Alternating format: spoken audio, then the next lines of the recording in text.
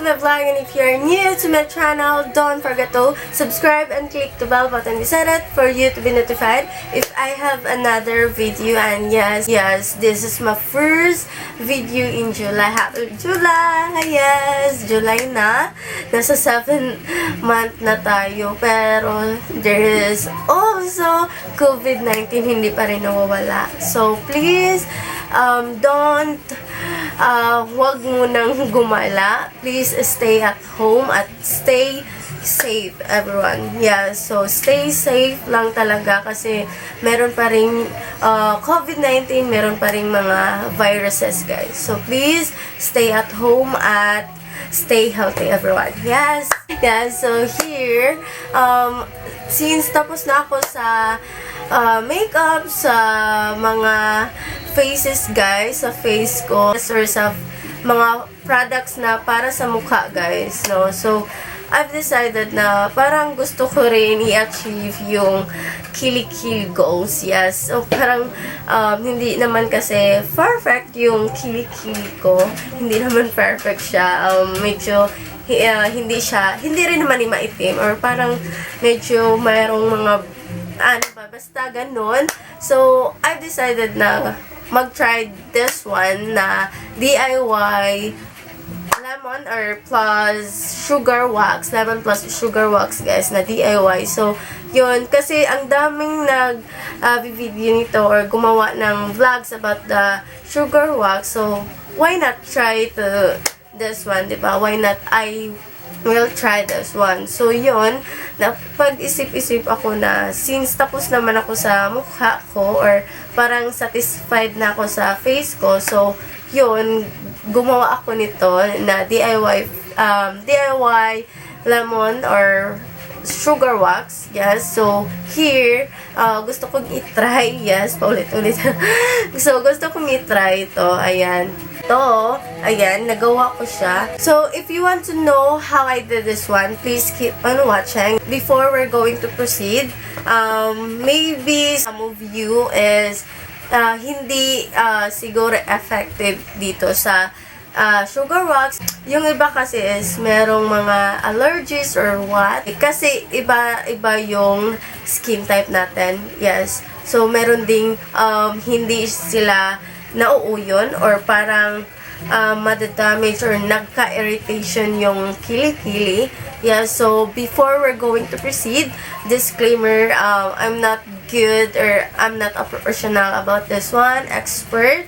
So, hindi ako expert to, guys. So, if you want to use this one, please try it once. And if you try it once, then there is no irritation or what, something in your kilikili, so you can go on. If merong mga irritation or mga ano ba ang tumutubo sa kilikili mo, wag mo nang gamitin para naman hindi mapaano yung kilikili mo. So, here, ipapakita ko na sa inyo kung paano ko siya ginawa.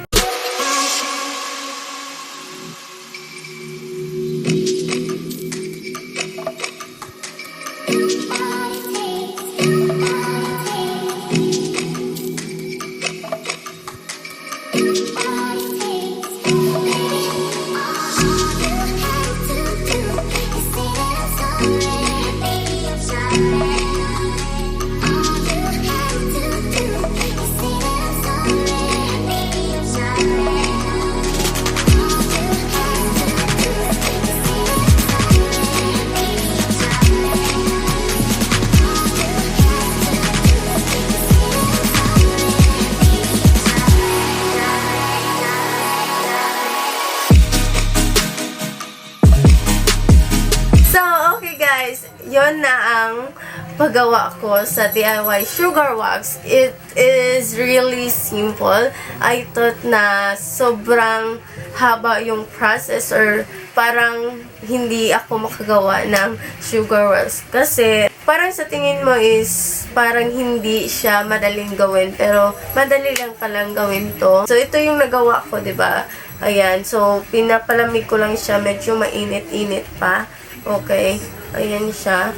Okay, so make it sure if you want to use this one, kung gagawa ka nito, please put it in this kind of bowl.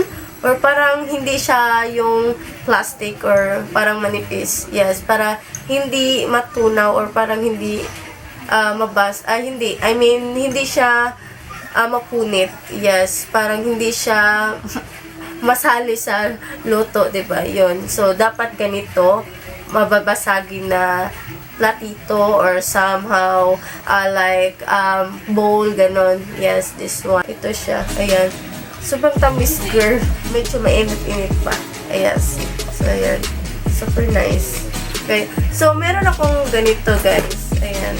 So, if you have any na parang ganito is pwede mong gamitin or pwede ring kamay. So, okay. Ayan siya. Okay. Pwede mong kainin to. Okay. Okay. Oh my God. Okay. So, this is my kili-kili. Hindi naman siya perfect. Ayan. So, try natin kung tatalab siya sa kili-kili ko. Sobrang kapal ng buhok ko sa kili-kili, guys. Sobrang kapal. Ayan. Okay. So, ayan.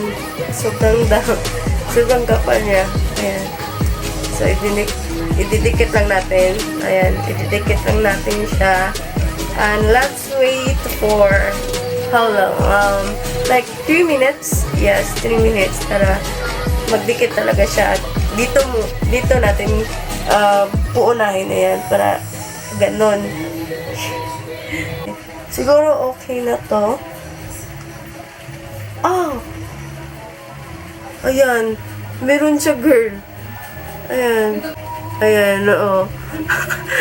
Ay, sorry sa kuko ko kasi dahil to sa kahoy. Ayan, meron siya yan. Kunti lang.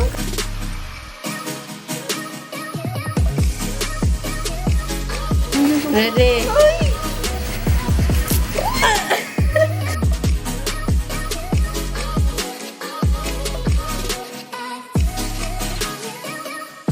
So, that's it for today, guys. Ayun. So, nakikita nyo naman na super effective niya. Nakukuha talaga or natatanggal talaga yung mga balihibo sa kilikili mo. Yes. Ayan. So, yun. Napapakita ko na sa inyo. So, that's it. And I'm so satisfied talaga. So, that's it for today, guys. And thank you for watching. I hope you will subscribe and don't forget to click the bell button beside it for you to be notified if I have another video. Yes. So, thank you for watching. See you in my next video.